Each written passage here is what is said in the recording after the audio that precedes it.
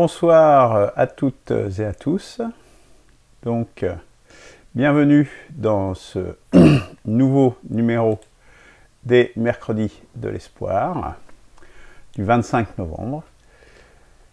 Avec aujourd'hui un thème dont nous avons un petit peu déjà parlé il y a quelques temps, mais nous allons donner un autre angle aujourd'hui, plus centré justement sur l'avenir, la nouvelle alliance conjugale. Donc, alors, on va expliquer évidemment le pourquoi et le comment de cette émission, qui sont, vous verrez, tout à fait légitimes. Alors, mais avant d'avancer plus avant dans ce numéro des Mercredis de l'Espoir, je voudrais bien entendu revenir sur la chose très importante qu'est le manifeste Émergence, que je vous invite à lire. Donc c'est notamment sur l'adresse internet qui apparaît là, à commander la version papier, parce que je pense que la version papier est vraiment plus intéressante et plus facile d'accès, plus facile à lire. C'est un manifeste vraiment destiné à tout le monde, destiné au plus grand nombre, et destiné justement à donner une orientation et faire émerger justement dans la dimension politique une réorientation de notre démocratie pour échapper à ce que nous avons devant nos yeux, de ce que nous vivons et qui s'amplifie chaque jour un peu plus, c'est-à-dire la barbarie. Et donc cette barbarie, eh bien, il faut l'éviter, et c'est justement par l'émergence d'autre chose, d'un avenir, rendre possible un avenir. Donc ça nécessite un niveau de barbarie qui va croissant et qui va de plus en plus croissant. On y reviendra notamment vendredi prochain dans la chronique des barbaries. Bon, on le voit bien avec le Covid et toutes ses conséquences, donc ça sera notamment les conséquences économiques dont on va parler vendredi, mais il y a d'autres conséquences, et notamment dans d'autres domaines dont je n'ai pas encore parlé, mais qui est très important, dans le domaine militaire. Je pense que ça sera une des chroniques des barbaries qui vont venir, peut-être, donc pas ce week-end, pas vendredi là, mais le vendredi d'après. Surtout si l'élection de Joe Biden est confirmée. Ça risque d'avoir de graves conséquences sur l'intensification des guerres dans le monde. Donc ça qui est un facteur très important de barbarie, enfin nous y reviendrons. Donc il faut faire émerger un rebond civilisationnel, parce que en fait tous les domaines de notre société sont en déliquescence. Les domaines qui font société, et qui font que nous pouvons vivre sur Terre, et en France. Donc c'est vraiment quelque chose qu'il faut faire émerger urgemment. Et donc ce manifeste explique ça et explique les voies qui vont permettre de réaliser ce rebond civilisationnel.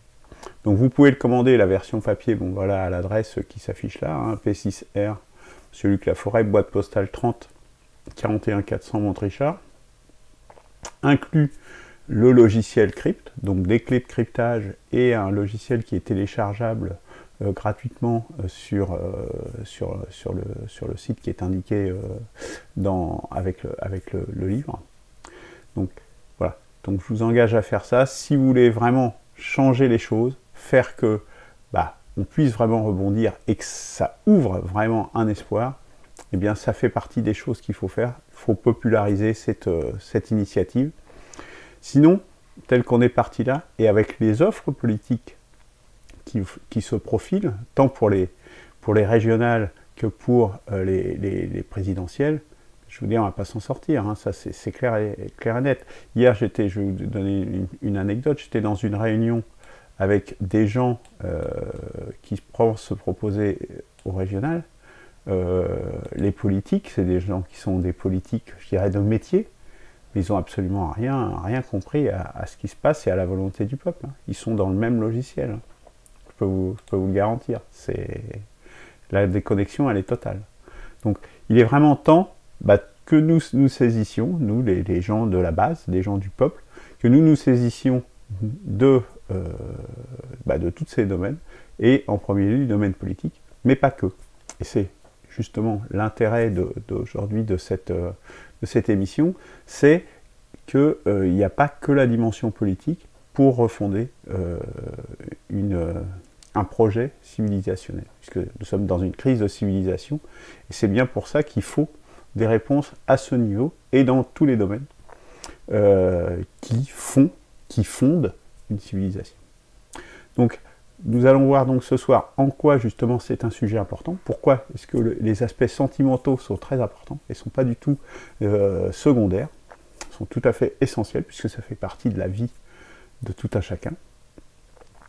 En quoi, dans la situation actuelle, la sentimentalité est complètement abîmée, et avec toutes les conséquences que ça peut avoir, et on verra que c'est vraiment un peu comme le Covid, hein, c'est vraiment, on peut dire c'est dans le domaine de la santé, mais là c'est dans le domaine sentimental, comment le néolibéralisme en fait que ça détruit les hommes, hein, et d'où ça vient, et le fait que c'est vraiment lié à ce système politique. À partir de là, puisque ce sont les mercredis de l'espoir, eh bien nous allons essayer de tracer les contours de ce que pourrait être une nouvelle sentimentalité, justement. Et donc, il y a une proposition que je vous soumets, hein, la proposition d'une nouvelle alliance. On va voir ce dont il s'agit. On finira par transgresser les transgressions, ça, je vous expliquerai ce que c'est. Et puis, il va y avoir un autre manifeste, un manifeste émergence sentimentale. Et donc, ça sera l'occasion, c'est un peu le lancement aujourd'hui de sa rédaction, je dirais, et ça va être également une autre dimension qui va être adressée et qui est soumise à votre réflexion. Alors, en quoi est-ce un sujet important? Est-ce que la sentimentalité, c'est quelque chose d'important? La sentimentalité, c'est par des sentiments, par définition. Et qu'est-ce que c'est que les sentiments? Le sentiment, alors ce que dit Wikipédia, la définition que je trouve un peu incomplète, mais bon, elle donne déjà un point de départ. Le sentiment, c'est la composante de l'émotion qui implique des fonctions cognitives. C'est-à-dire, c'est pas simplement une émotion, comme la peur, ou des choses comme ça, qui sont des réflexes, quelque part des réflexes animaux. Là, les émotions, on est déjà dans l'intellectualisation. On fait fonctionner notre cerveau, on fait fonctionner tout ce qui fait que nous sommes des êtres sensibles, des êtres humains. Et donc, c'est pas simplement de l'émotion brute, je dirais. Donc, le sentiment, c'est ça. Le sentiment, c'est nous, en tant qu'être humain, complet, hein, comme animal social. Et pensant, intelligent. Donc c'est ça un sentiment. Et c'est vital pour l'homme, c'est vital pour sa vie, parce que comme je viens de le dire, nous sommes des animaux sociaux, donc des animaux qui vivons en société, qui vivons avec les autres. Nous sommes, qui plus est, des mammifères. Donc nous nous reproduisons par une reproduction sexuée, et c'est juste la vie, effectivement. S'il n'y a pas de sentiments, et en particulier les sentiments, là on est dans la dimension des sentiments, évidemment, entre les hommes et les femmes, eh bien, il n'y a juste pas de reproduction sexuée, si vous voulez. C'est juste aussi simple que ça. On y reviendra dans une autre émission, justement, sur le côté naturel artificiel. Nous sommes alors, il n'y a pas que les sentiments, évidemment, entre les hommes et les femmes, mais c'est fondateur, quelque part. Après, il y a les sentiments également avec les enfants, etc., mais ça en participe également. On est dans le domaine du vital. On n'est pas dans le domaine de la décoration. Les sentiments, c'est pas quelque chose de décoratif, c'est quelque chose qui est intrinsèque à notre nature même. Donc, c'est vraiment un sujet tout à fait important, et une civilisation, un monde qui ne se préoccuperait pas de sentiments, eh bien est juste une barbarie totale. C'est une des 4 dimensions, justement, d'une civilisation. Hein. Pour fonder une civilisation, il faut qu'il y ait une démarche politique, il faut qu'il y ait une démarche idéologique qui sous-tende, justement, un peu tout le reste, mais qui le sous-tende d'un point de vue théorique. Donc, politique, idéologique, sentimentale, justement, et spirituelle. Parce que il y a aussi, la spiritualité est aussi une dimension très importante, qui se conjugue aussi bien souvent avec justement la sentimentalité, parce que c'est les dimensions de l'homme, et qu'il n'y a aucune civilisation qui s'est construite sans spiritualité. Donc c'est une des 4 dimensions fondamentales sans laquelle on ne peut pas espérer un rebond civilisationnel. Il faut au moins donner une perspective, au moins tracer des pistes, au moins lancer une ébauche de ce vers quoi on veut aller. Évidemment, ça ne va pas se faire en 2 minutes, ça ne va pas se faire simplement par l'initiative 1P6R. C'est bien pour ça que c'est tout un mouvement, ce que j'appelle les nouvelles lumières, qui doivent se mettre en marche et embarquer des intellectuels et des gens de plein de domaines, justement, des artistes en particulier, des romanciers, etc., pour mettre et se dire, il est temps de réagir et il est temps de faire quelque chose pour sortir de la déliquescence vers laquelle nous allons. Donc on est bien là dans un projet qui n'est pas du tout réactionnaire, comme il y a beaucoup de gens qui disent qu'il faut faire du retour en arrière. Là on n'est pas du tout dans cette perspective-là, on est vraiment de tracer une perspective, mais une perspective complète. Parce que si elle n'est pas complète, ça ne marchera pas. C'est juste ça. À une crise de civilisation, il faut une réponse de niveau civilisationnel. Sinon ça ne marchera juste pas. C'est tout. C'est aussi simple que ça, parce que vous n'êtes pas au bon niveau. C'est comme donner des réponses, si vous prenez une analogie dans l'écologie, si vous essayez de résoudre les problèmes du réchauffement climatique localement, vous n'y arriverez pas. Vous allez juste gagner du temps, mais vous ne résoudrez pas les problèmes, parce que le problème, il est au niveau global. Les solutions locales ne peuvent marcher que pour des problèmes locaux.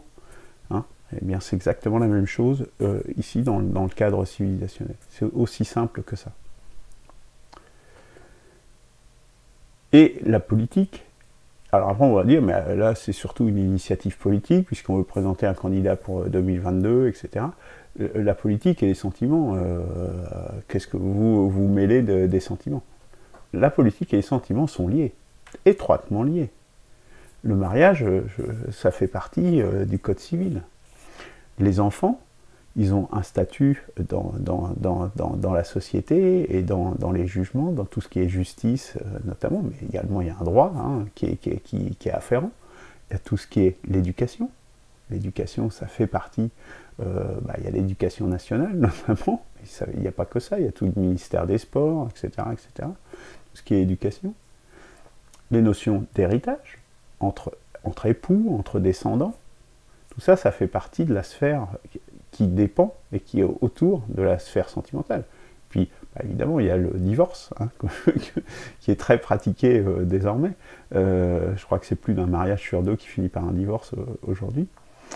Voilà. Donc, politique et sentiment, ils sont liés. Ils sont liés par la loi dans les faits, simplement. C'est juste un fait. Les codes, les différents codes mêlent et adresse ces dimensions-là. Et il y a... alors, moi je dis, il faut le faire explicitement, et dire, mettons-le sur la table, et discutons-en. Eh bien, c'est le projet qui est là. Alors, quelle est la différence, justement, par rapport aux émotions, Les émotions, l'émotion, c'est un... Alors ça, c'est la définition que j'ai trouvée sur un site qui s'appelle Passeport Santé, mais qui m'a semblé assez intéressante.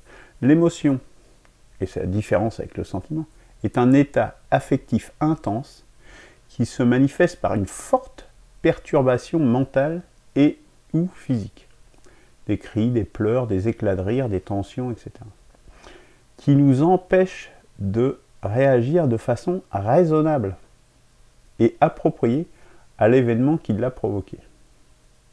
Et donc l'émotion, c'est quelque chose qui... alors, là, il dit c'est approprié, raisonnable, approprié. Pas forcément. Parfois, ça peut être la fuite. Par exemple, ça va provoquer une fuite. Si vous avez peur, peut-être que cette fuite, elle va vous sauver.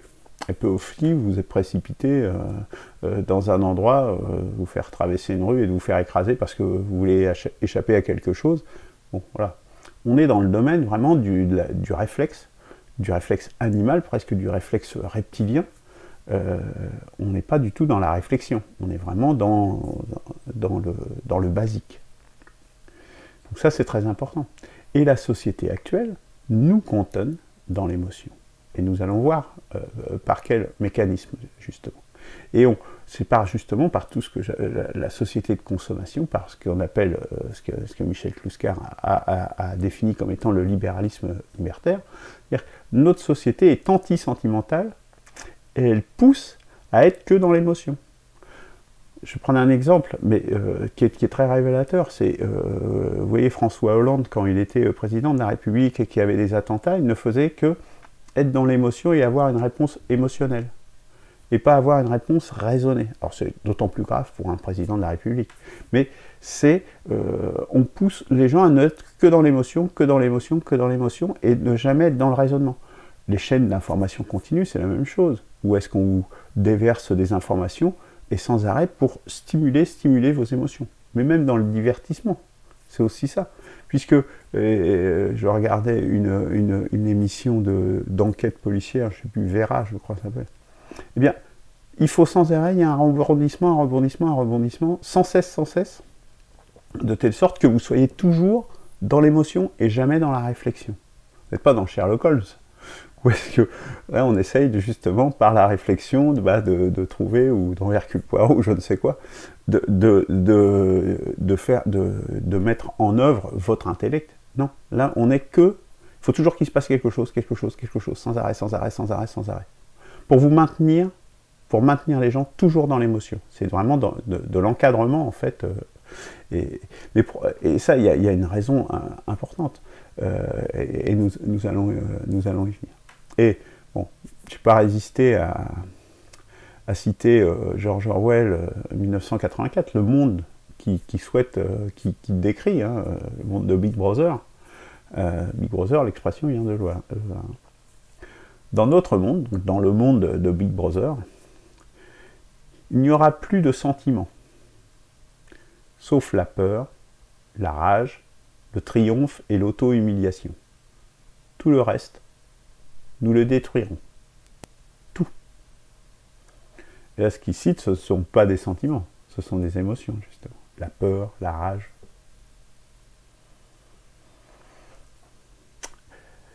Tout cela conduit à une sentimentalité qui est abîmée. Alors, en quoi est-ce que la sentimentalité est abîmée? Évidemment, quand on est toujours dans la promotion des émotions, des désirs, de l'immédiateté, de l'impulsion. Mais en fait, c'est l'impulsion d'acheter, hein, c'est de consommer. En fait, on pousse sans cesse à ça. Les sollicitations par la publicité, c'est très exactement ça. C'est on vous impulse et ne réfléchissez pas, achetez le produit. En fait, c'est cette société de consommation qui vous pousse à consommer et ne pas faire. Ne faites plus par vous-même, ne faites pas votre soupe, par exemple, achetez-la, etc., etc., etc. Et donc, on est toujours dans cette société de consommation qui pousse justement à l'émotion, parce que c'est par l'émotion, on sait très bien qu'on va pouvoir vous vendre des choses, parce que c'est ce qui est de plus fort en vous, c'est ce qui est de plus basique, de plus animal. En fait, on s'adresse à l'animal, on vous prend vraiment pour une bête. Voilà cette société, c'est ça cette société.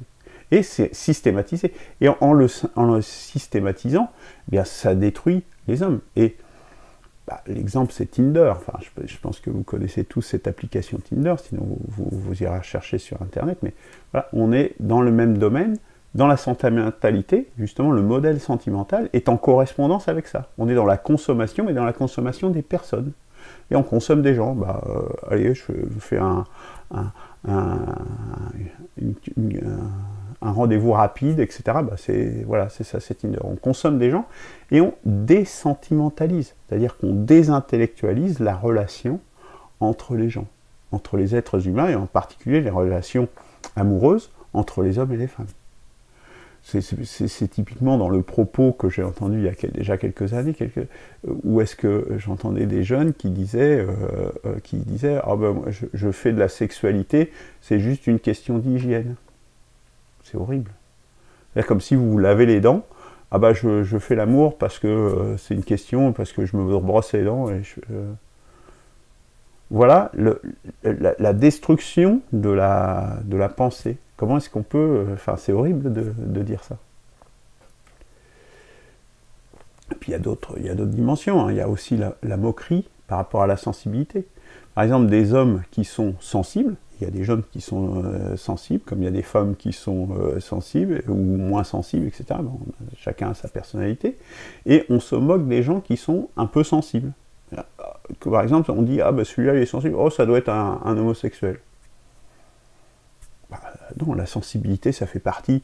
Il n'y a pas de sexe sur la sensibilité. La sensibilité, elle est pour tout le monde. Et il y a des gens qui vont être plus ou moins sensibles, qui vont être plus ou moins justement dans le sentiment, plus orientés vers le sentiment. C'est pas pour autant qu'ils sont homosexuels. Je parle des hommes, là, en l'occurrence. Mais réciproquement, pour la virilité, entre guillemets, on va dire une femme qui est un peu volontaire, qui est un peu... rentre dedans, etc. On va dire « Ah, c'est une homosexuelle aussi. » Oui. Donc on pousse les gens à aller vers une direction qui n'a pas de sens, puisque la sensibilité, ce n'est pas ça. La sensibilité, elle fait partie de nous, tout simplement. Et puis, une sensibilité abîmée également, puisque les hommes, comme les femmes, tous les êtres humains, ne sont pas faits pour vivre seuls. Nous ne sommes pas faits pour vivre seuls. Nous sommes, comme je disais, des animaux sociaux. Nous ne sommes pas faits pour vivre seuls. Donc la solitude, il y a une solitude immense dans notre société qui est subie par cette idéologie, justement, de l'individualisme, du tout seul, et donc, et j'y reviendrai, des transgressions. Et donc, par exemple, ça se manifeste parce que il faut être tout le temps dans la performance. Hein. C'est aussi une dimension très importante de la société libérale, et néolibérale particulièrement. Où est-ce que les critères de beauté ou de force sont très importants. Ils sont mis en valeur. Et quelqu'un alors, il faut toujours être le plus beau, plus jeune, etc., etc., rester beau, rester jeune, etc. Mais donc, être dans la performance. Et si quelqu'un, on est ce qu'on est, il n'est pas aussi performant qu'un autre, eh bien, il va se croire dévalorisé, et il va se dire, ah ben non, mais moi je ne peux pas avoir une vie sentimentale parce que je ne suis pas assez beau, ou je ne suis pas assez fort, ou je ne suis pas assez ci, ou je ne suis pas assez ça. Et du coup, on a toute une frange de la population, mais importante, hein, très importante, qui subit une solitude, justement par cette auto-dévalorisation, parce qu'on est toujours dans la performance. Après, il y a aussi, on pousse à l'individualisme, hein, ça, je n'y reviens pas, mais c'est très important, puisque l'individualisme, c'est pour faire pendant, justement, à éviter que les gens se socialisent, ces gens rentrent en discussion avec eux et s'unissent, justement, et c'est toute la destruction des structures sociales qui sont promues, etc. Prenons les syndicats ou les partis politiques, eh bien, on promeut sans cesse la destruction de ces organisations. Alors que ce sont des organisations de socialisation, justement, de gens entre eux. Non, on fait tout pour les atomiser, les séparer, qu'ils soient chacun de leur côté, qu'ils soient individualistes. Ça, évidemment, quand vous êtes individualiste, vous n'êtes pas, pas à deux, quoi. À deux, c'est déjà être un peu dans le collectif, c'est le début du collectif. Puis il y a l'infantilisation, c'est-à-dire on pousse de plus en plus les gens à rester infantiles et à jouer. Par exemple, c'est les jeux, hein, et on pousse les gens à jouer jusqu'à des âges très importants, et à ne jamais être mature. C'est-à-dire, moi j'étais dans une réunion encore aujourd'hui, des gens, dans les réunions, alors c'est des trucs à l'américaine, vous savez, et pour le travail, eh bien on fait jouer les gens, hein, à des jeux débiles, quoi. Enfin, moi j'ai passé l'âge de jouer à ce genre de choses, si vous voulez. On n'est pas adulte, on peut jouer, mais je veux dire, faut rester avec le sens des proportions. Et donc ça crée ce qu'on appelle les adolescents, c'est-à-dire des gens qui restent adolescents jusqu'à je ne sais quel âge, quoi. C'est-à-dire qu'ils ne deviennent jamais adultes, qu'ils ne deviennent jamais des hommes ou des femmes à part entière. C'est ça que ça veut dire. C'est ce que j'appelle des sous-hommes, hein, dans le manifeste émergence, c'est vraiment très exactement ça, quoi. C'est-à-dire qu'on est des sous-personnes, quoi. On a aussi les gens qui sont timides et qui sont dans un monde, effectivement, où c'est pas facile pour eux quand on est tout le temps dans la performance, justement, bah, de dépasser ces blocages, c'est pas forcément facile. Il n'y a rien qui le facilite. Dans les liens sociaux, justement, dans le collectif, ça met ça permet aussi de faire tomber un peu des barrières, de se pousser entre soi, etc. Alors, si vous n'avez plus de collectif, si vous êtes toujours tout seul derrière votre ordinateur ou ou isolé, eh bien, vous n'avez plus cet élan et parfois cette émulation de groupe. Et au final, ça fait des gens qui passent à côté de leur vie. Qui se retrouvent à 50 ans, ils ont passé à côté de leur vie parce qu'ils sont passés à côté de la passion. Parce que dans une relation amoureuse, il y a un moment forcément de passion, hein, du partage, puisque partager un petit déjeuner, ou enfin tout un tas de gestes simples de la vie, c'est très important. C'est ça qui fait la vie, qui donne sa saveur à la vie. Le partage, c'est important. Quand vous êtes tout seul, quand vous êtes solitaire, vous passez à côté de la vie. Enfin, moi, je le dis très clairement, vous passez à côté de la vie, de ces choses simples. Puis il y a la tendresse. La tendresse, c'est très important. Enfin, enfin, je sais pas comment l'exprimer, mais c'est très important. Quand quelqu'un, votre partenaire, votre conjoint est malade, par exemple, bah, voilà, vous allez être tendre avec. Hein, c'est ça l'amour, quoi, tout simplement. Et puis, au-delà de la reproduction, c'est-à-dire vous n'allez pas avoir d'enfants, donc la vie, c'est justement c'est de se reproduire. C'est la définition même de la vie. Et puis, il y a la solidarité, évidemment, la solidarité entre les générations, justement. Parce qu'on casse, si vous n'avez pas d'enfants, vos enfants ne s'occuperont pas de vous quand vous serez âgé. Hein, comme vous n'avez pas été solidaire avec... si vous n'avez pas de descendants, vous n'êtes pas solidaire avec des enfants que vous n'avez pas. Vous ne pouvez pas aider à ce qu'ils aient une voiture, à s'installer, à faire un déménagement, je ne sais quoi, des choses comme ça. Des choses aussi simples de la vie, mais c'est ça la vie.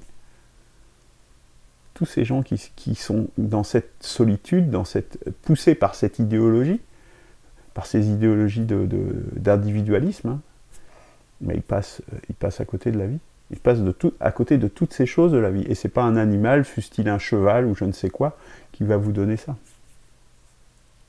Quand je parle de sous-homme, c'est ça, c'est une sous-vie. Ce ne sont pas des sous-hommes en tant que tels, mais c'est une sous-vie. Voilà le monde dans lequel on va et on est. C'est une barbarie.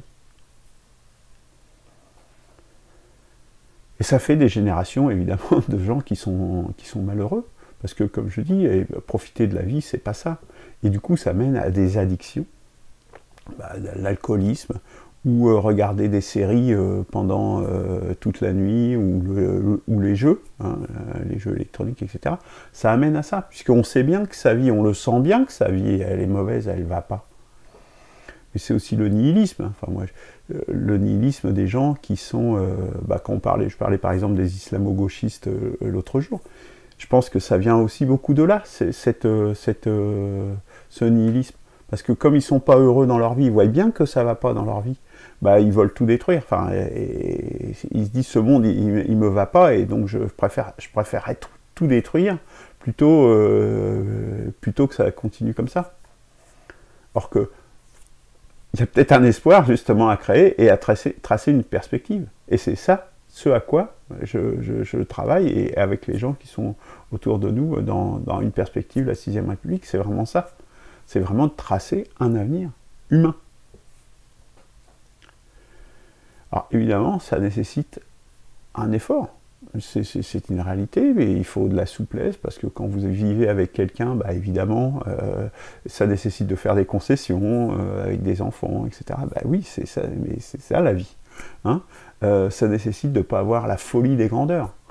Enfin, là, je pense à la chanson de Brigitte Fontaine, La folie des grandeurs des filles d'aujourd'hui, une chanson qui a une vingtaine d'années maintenant, mais qui est ô combien d'actualité, quoi. C'est-à-dire, voilà, dans la compétition, dans la performance, dans le toujours mieux, dans le toujours sortir, dans le toujours s'occuper de moi, dans les émotions, justement, et pas dans le sentiment.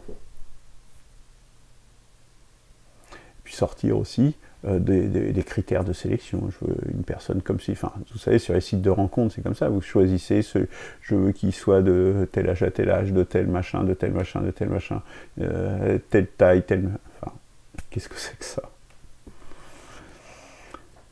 En fait, pour résumer, moi je résume ça de cette formule, hein, parce que vous connaissez la formule inverse, donc je ne vais pas la dire, mais je vais la citer celle-là.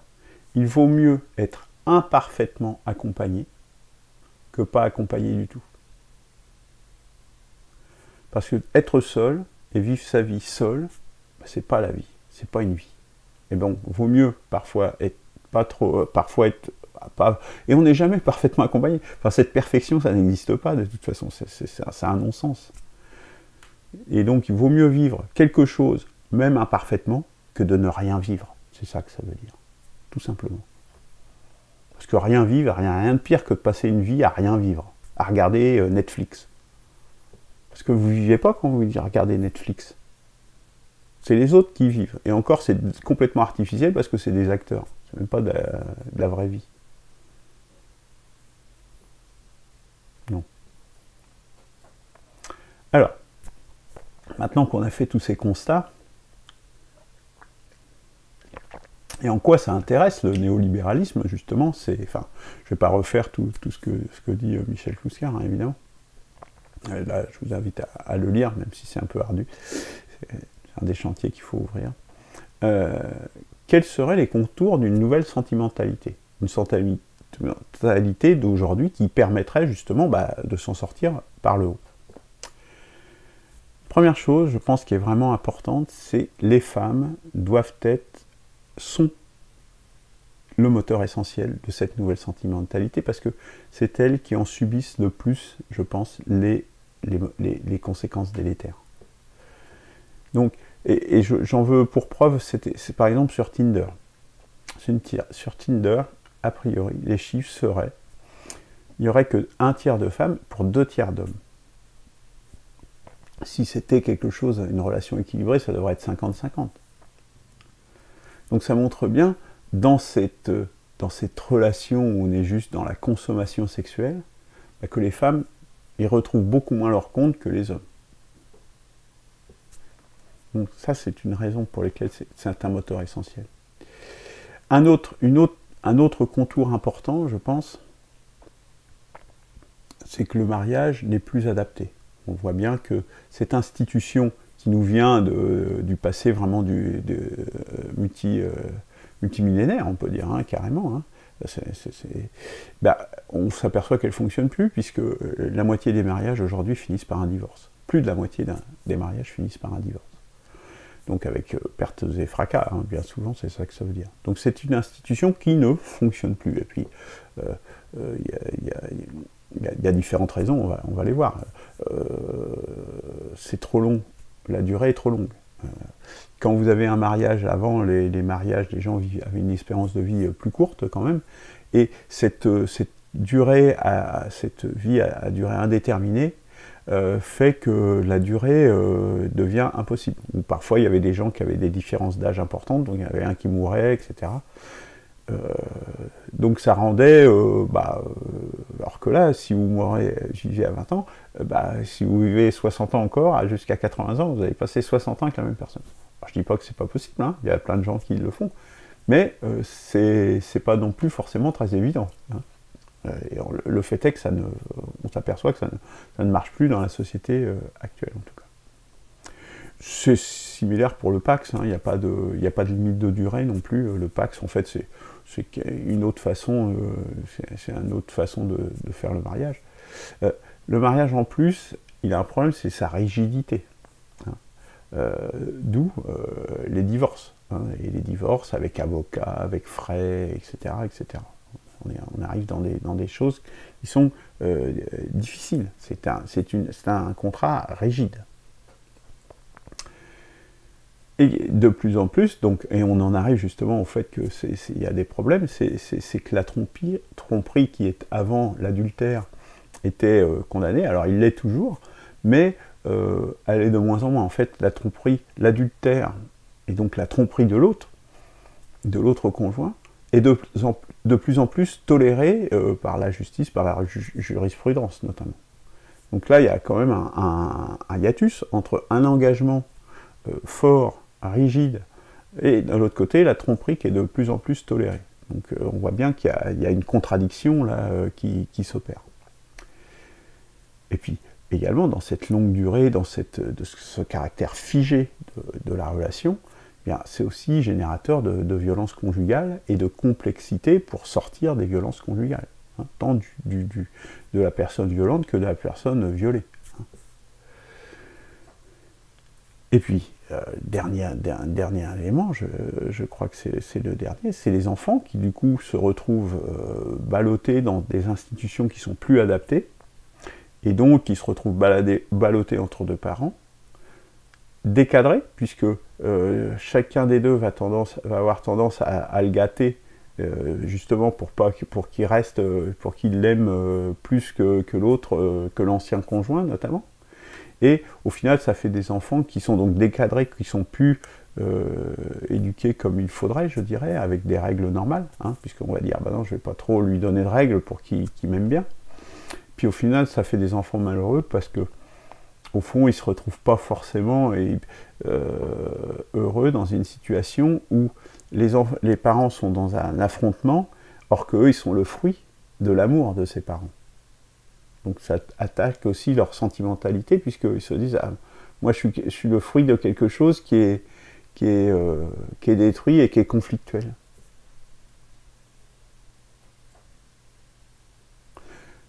Et donc, c'était pas le dernier point, mais le dernier point, c'est effectivement le fait de montrer que le mariage n'est plus adapté, c'est qu'il y a de très nombreuses unions libres.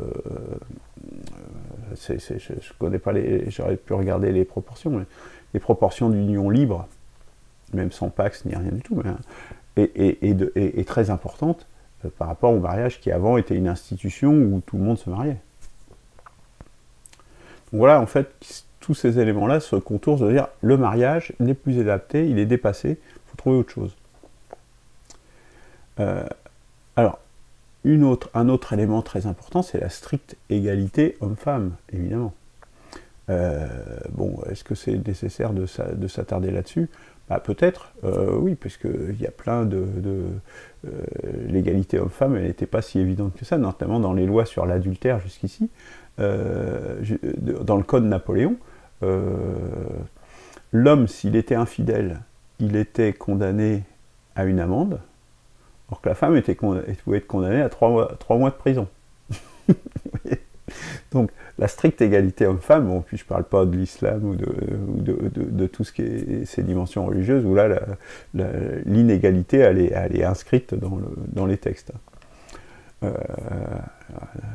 Donc voilà, donc, le principe, je pense, je pense qu'il est évident pour tout le monde, une stricte égalité homme-femme.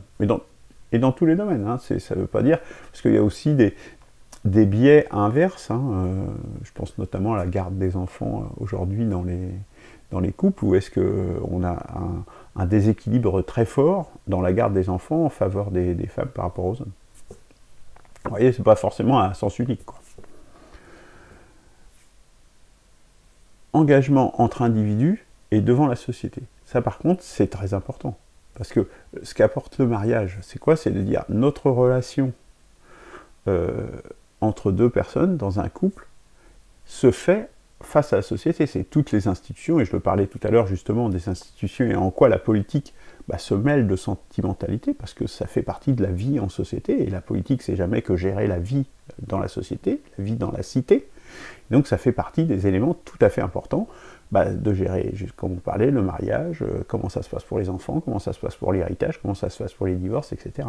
Donc, qu'il y ait un engagement entre individus devant la société, c'est incontournable, c'est très important. Il faut qu'il y ait un marqueur social, politique, donc, de la sentimentalité qui repose forcément sur un engagement entre deux personnes.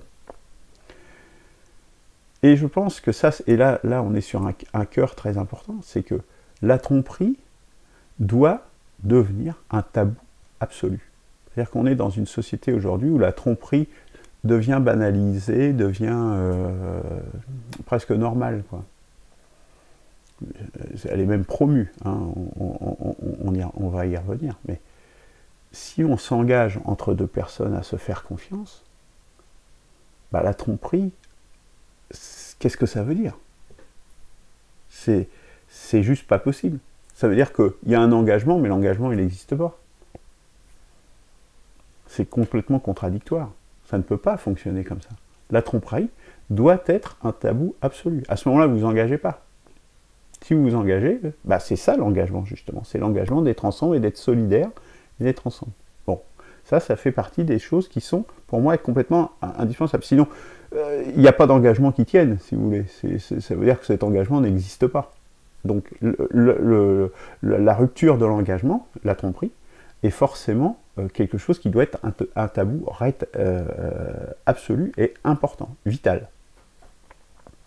Voilà, sinon il y a une perte totale du sens de l'engagement, et puis c'est aussi une dévalorisation du sexe sans sentiment, hein, ça, je pense que c'est important, vous avez compris que le sexe sans sentiment, bon, il faut l'exclure totalement, surtout quand on est jeune, évidemment, mais qu'on fait ces expériences, mais dans la vie, au cours de la vie, je pense que c'est quelque chose qui n'a pas beaucoup d'intérêt quand même. En même temps, il ne faut pas revenir en arrière, évidemment. Il ne faut pas être liberticide, revenir par exemple sur l'oppression des femmes, sur la polygamie ou des choses comme ça. Ça fait partie des choses qu'il faut évidemment exclure. Et puis il faut aussi essayer, si on veut mettre un cahier des charges de ce que serait un nouvel engagement social dans le domaine de la sentimentalité, il faut donner un environnement propice aux enfants et à leur éducation. Puisque notre objectif, je le rappelle, c'est de refonder une civilisation, de repartir vers un truc, vers un rebond civilisationnel. Donc, un rebond civilisationnel, ça veut dire que la civilisation se perpétue au travers des générations. Donc c'est un élément tout à fait important. Parce que si vous faites une civilisation qui ne fait pas d'enfants, par exemple, elle va juste mourir, hein, la civilisation, et puis c'est tout, quoi. Donc on ne se pose pas de questions, elle disparaît, et puis c'est fin de l'histoire. Donc, la perspective tracée ici, c'est justement d'éviter cette décadence totale et cette disparition. Alors, quel est le projet? Le projet, c'est ce que j'appelle la Nouvelle Alliance. La Nouvelle Alliance, en fait, c'est que j'appelle un bail d'amour, en fait. Donc, c'est un bail, donc quelque chose qui a une durée déterminée, un engagement entre deux personnes, entre un homme et une femme, mais dans lequel la sortie est prévue d'avance. C'est-à-dire que, vous voyez par exemple, quand vous faites un bail locatif, eh bien, vous savez déjà que vous avez un état des lieux d'entrée, vous faites un état des lieux de sortie, vous savez que ce bail il a une durée de temps de durée, etc. Et que si vous ne le renouvelez pas, eh bien, il tombera à échéance et ça sera terminé. Donc la grosse différence, c'est que là, la sortie, elle est prévue à l'avance. Elle est normale, si on ne le renouvelle pas. Donc ça a forcément un caractère éphémère. Ce n'est plus un engagement à durée indéterminée, avec quelque part un tunnel dans lequel vous rentrez, mais dans lequel il n'y a pas de sortie. Hein, ça s'appelle une impasse, un tunnel où il n'y a pas de sortie. Or que là, vous avez une sortie, vous avez des sorties à échéance prévue. Et donc, il tombe de lui-même. Le bail, s'il n'est pas renouvelé, il tombe de lui-même. Ça ne veut pas dire qu'il n'est pas renouvelable, au contraire, mais c'est même souhaitable, enfin pourquoi pas, hein. Mais si les deux conjoints ne le renouvellent pas, il n'est pas renouvelé. Par tacite, juste parce qu'il arrive à échéance. Il n'y aura aucune action particulière à faire pour que la sortie s'exerce. Avec des clauses, évidemment, qui sont du coup légales, hein, puisque on rentre dans le domaine de la légalité, donc dans le domaine politique de la vie en société. Donc, mais évidemment qui peut être renouvelé, ce bail. Et du coup, ça change les rapports.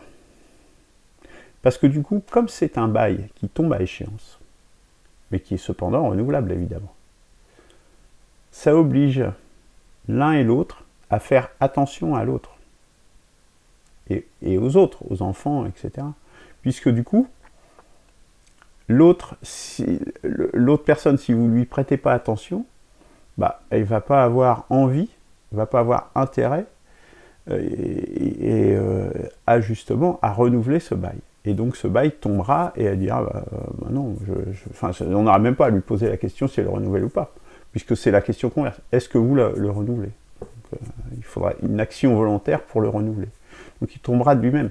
Donc si l'autre personne veut que ça dure, bah, faut que chacun mutuellement fasse attention l'un à l'autre.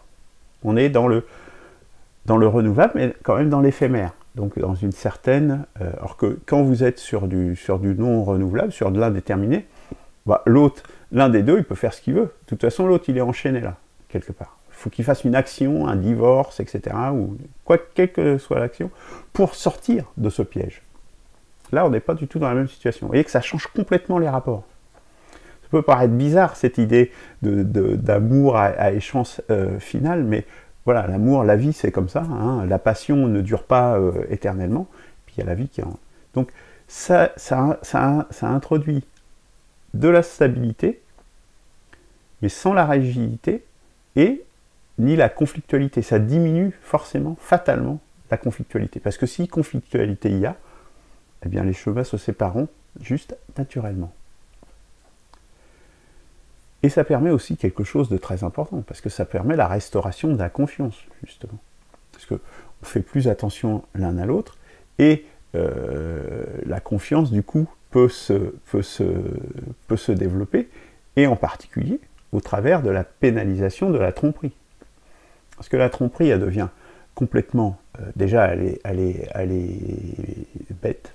Déjà, pour commencer, elle est bête et elle est inacceptable si vous savez que bah, vous avez pris un bail de 3 ans, bon, bah, vous êtes engagé pour 3 ans, bon, bah, ça vous plaît plus, bah, vous renouvelerez pas le bail et tout ça. Mais pendant cette période de 3 ans, par exemple, eh bien, la tromperie doit être pénalisée. Pénalisée, ça veut dire du pénal. Comme on parlait tout à l'heure de 3 mois de prison pour les femmes qui étaient adultères et une amende pour les hommes qui faisaient la même chose. Non, il faut que ça soit du pénal. Effectivement, pour dissuader fortement et rétablir la confiance entre les conjoints. Puisqu'on peut le faire, puisque ça arrive à échéance.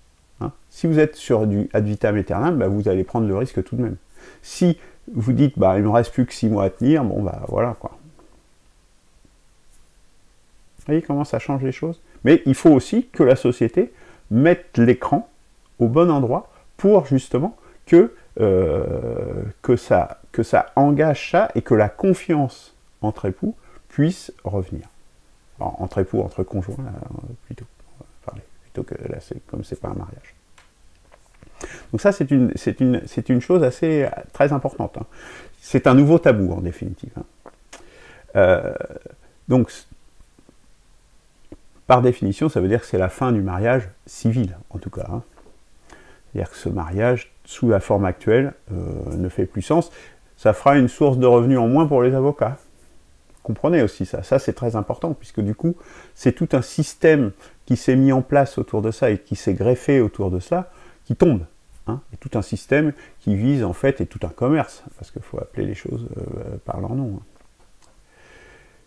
Mais, par rapport à, simultanément, je pense qu'il est aussi important, parce que l'homme est un animal qui a besoin aussi de sociabilité, et on voit bien que notre République, elle est sèche. Qu'est-ce qui fait que les gens ont aussi besoin de spiritualité? C'est qu'il y a des cérémonies sociales. Et on a un déficit très important de cérémonies sociales dans les institutions actuelles. Et instaurer des cérémonies sociales, c'est important. Donc, bah, le mariage en est une, mais quand vous faites qu'un mariage civil, enfin, je pense que vous avez tous assisté à un mariage civil, c'est un peu... Voilà, il y a une petite cérémonie à la mairie, mais c'est pas... Voilà, je pense qu'on peut faire mieux, on peut faire plus important. Bah, et puis il y a d'autres... Il y a les renouvellements de l'alliance, par exemple. ça c'est quelque chose qui pourrait aussi faire l'objet d'une cérémonie importante, puisque quelque part on se remarie de nouveau devant la société, on renouvelle le bail. Puis à l'échéance du bail aussi, parce que quelle qu'en soit l'issue, quelque part, même s'il y a séparation, il faut que ça soit au vu et au su de tout le monde et que ça soit public, normal. Du coup, pour les enfants, si vous voulez, c'est plus comme c'est devant des tribunaux. Là, on est devant une échéance normale. Bon, bah, c'est l'échéance du bail, voilà. Donc ça peut faire aussi l'objet d'une cérémonie. La naissance, bien évidemment, parce qu'aujourd'hui, la naissance, il n'y a aucune cérémonie républicaine, aucune cérémonie civile à la naissance d'un enfant. C'est quand même important, la naissance de quelqu'un. Déjà, pour la personne qui naît, c'est important. Bon, elle ne se rend pas forcément compte, mais pour ses parents et tout l'entourage, c'est important. La rupture, également. Surtout suite à la tromperie, je pense que c'est important également qu'il y ait une stigmatisation, oui, je prononce le mot, une stigmatisation des gens qui ne sont pas honnêtes. On promeut aujourd'hui les gens qui ne sont pas honnêtes et qui ne respectent pas les règles. La stigmatisation des gens qui ont trompé, sans raison, puisqu'ils ne sont pas prisonniers. Quand on trompe et qu'on est prisonnier, c'est une chose, mais là on n'est pas prisonnier. On sait que ça va tomber à échéance. Donc la tromperie, elle n'est pas acceptable. Elle n'est plus acceptable. Et à partir de là, donc cette rupture de la tromperie doit être effectivement marquée par une cérémonie sociale, républicaine, et pas simplement un jugement. Et puis d'autres cérémonies, je pense, qui sont importantes, bon, qui sont là plus pour les enfants, mais qui sont importants, c'est le passage à l'âge de raison, c'est-à-dire autour de 7 ans, et le passage à l'âge adulte aujourd'hui. Je donne un exemple. Le passage à l'âge adulte pour les hommes, avant, c'était le service militaire. On devenait un homme quand on avait fait le service militaire. Bon, eh bien, il faut imaginer d'autres cérémonies sociales de passage à l'âge adulte, parce que ça évite aussi d'avoir ces adolescents, c'est-à-dire des gens qui restent toujours des enfants, jusqu'à 40, 50 ans, c'est encore des enfants.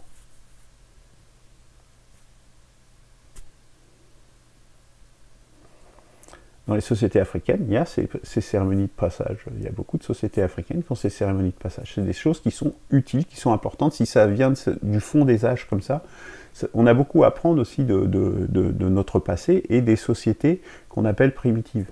Mais elles ont gardé un fond naturel important et qu'il faudra introduire dans nos sociétés. Nous sommes pas différents de ce que nous étions il y a 10 000 ans ou 20 000 ans. Hein. Nous sommes les mêmes hommes. Hein. Il n'y a pas eu d'évolution depuis 10 ou 20 000 ans. Et, bien entendu, connecter, et l'autre, c'est une autre dimension de l'initiative, connecter également une nouvelle spiritualité cosmique, ce que j'appelle une spiritualité cosmique naturelle. Bon, je vous renvoie à l'émission sur la nécessité d'une nouvelle spiritualité. Bon, je ne développe pas, mais je pense qu'il faut que ça, évidemment, il faut que ça soit connecté. Alors, une autre chose intéressante. Alors, on peut se dire, cette nouvelle alliance, mais qu'est-ce que c'est bizarre, etc., ce truc, ce bail, etc. Eh bien, il faut savoir que ça existe. Ça a existé, ça s'appelle la mouta, en arabe, ou le sig en persan. Alors, c'est pas tout à fait le même sens, hein. Mais c'est une institution qui existait dans les sociétés pré-islamiques et qui est toujours pratiquée de nos jours. Alors, c'est sujet à controverse, c'est sujet à plein de choses, hein. Mais c'est juste pour dire que, alors ça peut même être une forme de prostitution, etc. Ça peut être dit, mais c'est juste pour dire que c'est quelque chose qui existe. Qui a existé et qui existe aujourd'hui.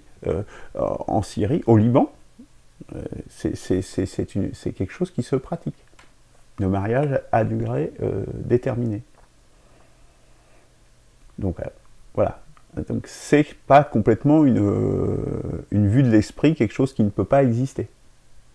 Alors malheureusement, il y a peu d'études. Alors il y a beaucoup d'études, je dirais.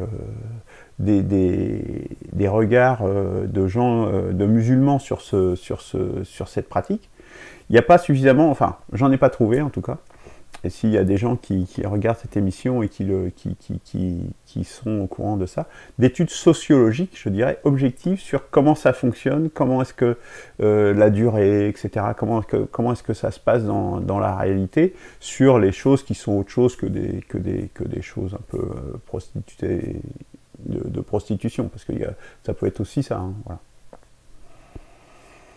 Mais ça sera intéressant, justement, c'est un exemple intéressant à creuser, je pense. À s'inspirer, pareil. Alors, pour faire ce saut, ce basculement, il faut transgresser les transgressions, puisque aujourd'hui, on est dans un monde, justement, du transgressif, du libéralisme libertaire, Daniel Cohn-Bendit, l'idéologie du désir, hein, où tout est dans le désir, hein. Même en son temps, Bernard-Henri Lévy, vous allez voir comme il a changé, hein, il dénonçait aussi cette idéologie du désir, portée par les Deleuze et compagnie. Voilà, néofascisme et idéologie du désir, on voit bien que on est dans une idéologie complètement destructrice, que Bernard-Henri Lévy, enfin à mon grand étonnement, dénonçait à l'époque, hein. Dénoncé à la fin des années 70. C'était assez, ça m'a énormément surpris, mais voilà, dans le sillage de Michel Kluskar, et justement de l'idéologie du désir qui est délétère, et qui pousse aux transgressions, justement. C'est-à-dire, transgression c'est quoi? C'est le sexe sans sentiment, qui détruit les âmes et les corps, tant on est dans un rapport prostitutionnel quasiment permanent, qui détruit les âmes et les corps des deux personnes, hein, quel que soit le rôle qu'on joue là-dedans. Il faut qu'on soit à contre-pied du film Emmanuel, hein, qui a été justement le mythe fondateur de ces transgressions, où est-ce qu'on sortir justement de la pure consommation, du prostitutionnel, du viol même, hein, puisque dans Emmanuel il y a même une scène de viol, hein. Je vous rappelle, 50 millions de... C'est le symbole du libéralisme libertaire, le film Emmanuel, hein. 50 millions dans le monde entier à l'époque, hein, le film, c'est pas rien. Hein. Et puis, l'abolition du mensonge de l'interdit d'interdire. Parce que quand on dit interdit d'interdire, c'est un mensonge. Sans interdit, il n'y a pas de règle du jeu. C'est-à-dire, il n'y a plus de règle du jeu. Hein, je vous renvoie aussi, là, pareil, à l'émission sur mai 68. C'est-à-dire, c'est fini, il n'y a plus de règles, c'est le bordel, hein, appelons les choses un chat un chat. Donc, mais ça n'existe pas. Il n'y a pas de société sans règles. En fait, la réalité, c'est les gens qui vous disent interdit d'interdire, c'est eux qui se font les règles et qui les connaissent, mais ce sont des metteurs et donc des escrocs, parce que les règles sont non écrites, donc elles ne sont pas partagées par tous, et eux, ils en profitent parce qu'ils tirent les ficelles. Voilà, c'est ça la réalité du interdit d'interdire. Donc, sortir, transgresser cette chose-là, c'est très important. Les règles du jeu, la vie en société nécessite des règles du jeu. Dire le contraire, c'est une escroquerie. Alors, tout ça nous amène, je dirais, au manifeste émergence sentimentale, justement. Et donc, du coup, pour ce manifeste, donc, qui sera le 3e volet, puisque j'ai parlé tout à l'heure du manifeste émergence, qui est le premier, émergence tout court, qui est, je dirais, le tronc commun, hein, qui donne les pistes et qui donne la façon dont on va gagner en 2022, qui l'explique. Il y a une émergence idéologique qui est sous presse, qui va sortir là et qui va être mise également en version électronique dès que j'aurai un peu de temps pour le mettre en version électronique sur le site. Donc ça sera donc le volet idéologique, destiné essentiellement à des gens plutôt intellectuels, des philosophes, des artistes, des professions académiques. Et émergence sentimentale. Et donc pour le coup, pour ce manifeste, peut-être dans la filiation d'un de mes amis, Eberhard, qui se reconnaîtra s'il regarde ces émissions, il prendra peut-être une forme, je dirais, originale, qui serait celle d'un roman manifeste, et qui va justement essayer de raconter une histoire sentimentale qui donnerait, justement à l'image d'Emmanuel, où est-ce que c'était l'image du libéralisme libertaire, avec le viol, la consommation de sexe, enfin les transgressions en tous sens, eh bien, qui donnerait justement à réfléchir et à faire la transition justement entre société avec tous ces gens solitaires, déshumanisés, abîmés par ce manque de sentimentalité, et pour faire émerger justement cette nouvelle sentimentalité et en racontant une histoire. Donc c'est certainement la forme que prendra émergence sentimentale.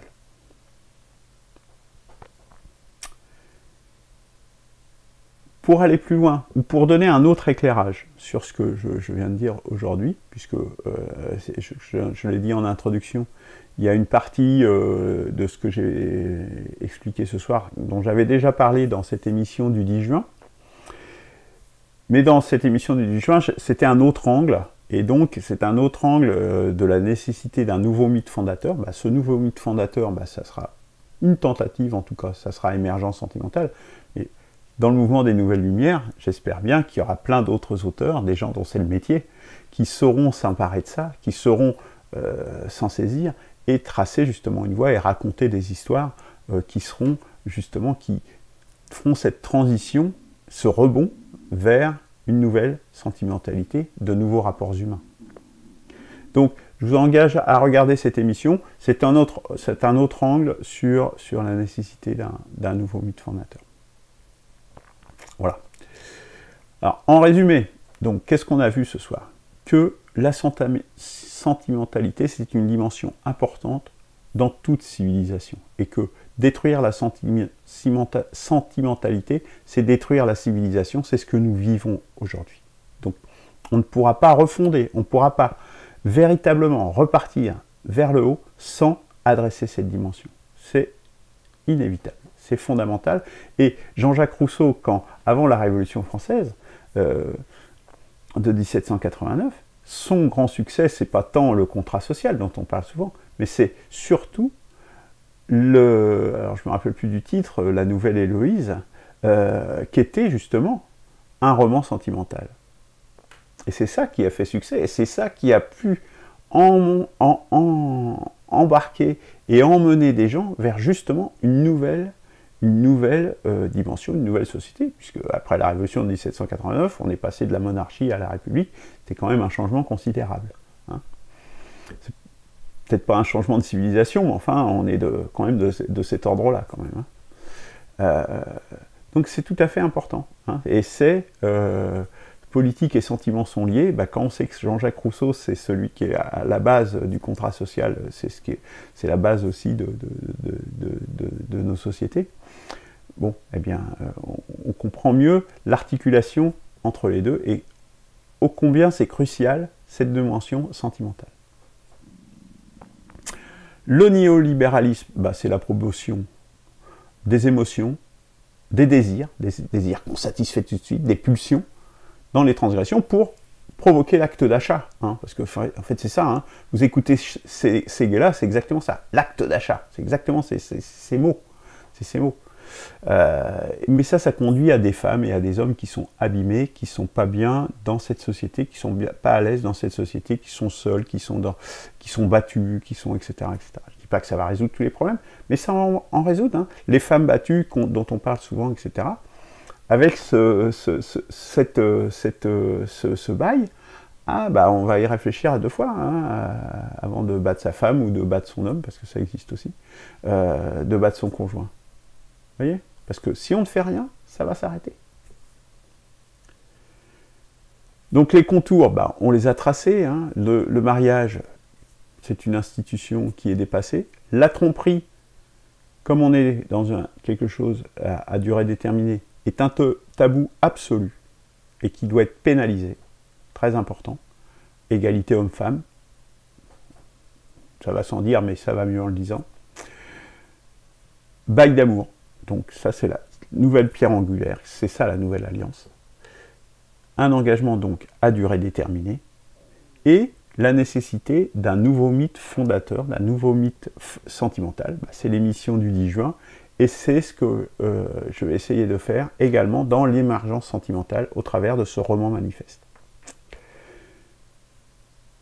Tout cela, c'est une proposition, évidemment. Je ne suis pas un spécialiste, je ne suis pas un romancier, J'appelle à candidature. les femmes en premier lieu, parce que je pense que les femmes ont tout à gagner, ont vraiment tout à gagner dans cette démarche d'aujourd'hui. Parce qu'elles sont à la base de toute civilisation. Pour moi, elles ne peuvent pas être heureuses dans le monde tel qu'il est aujourd'hui, parce que ça ne correspond pas à la stabilité qui est nécessaire et inscrite en elles, je dirais. Donc, j'appelle à candidature les gens qui voudront participer à ce chantier, à ce grand chantier, à cet immense chantier, mais voilà, je pense que c'est vraiment enthousiasmant de pouvoir se dire, tiens, il y a quelque chose, et on va essayer de le faire. Et si vous avez des histoires déjà que vous avez commencé à écrire, ou des choses, envoyez-les moi, on peut en discuter, contactez-moi, et je serai ravi d'en discuter avec vous. La semaine prochaine,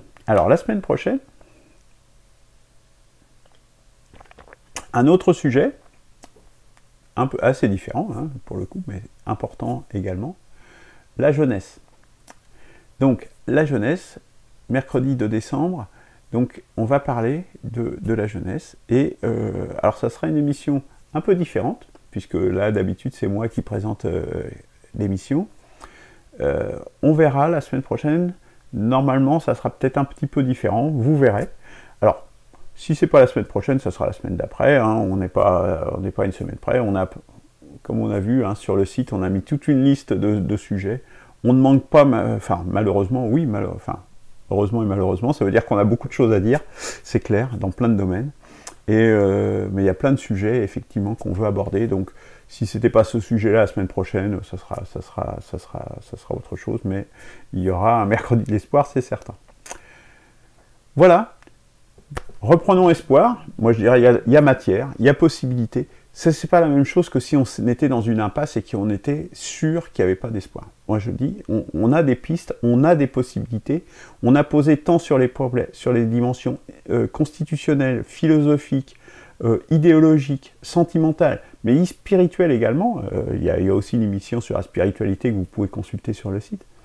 Dans tous ces domaines-là, on a des réponses, on a des possibilités. C'est pas comme si on était vraiment au bout du tunnel et qu'on n'avait pas aucune possibilité de s'en sortir.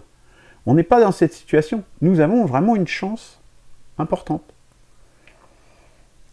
Prenons les gens qui étaient sur l'île de Paille, qui étaient sur leur île, ils ont niqué toutes les ressources qu'il y avait sur cette île et ils vivaient après comme ils pouvaient. C'était fini. Ils avaient tout bousillé. Enfin, il restait quelques-uns, 1 millier de personnes à peu près.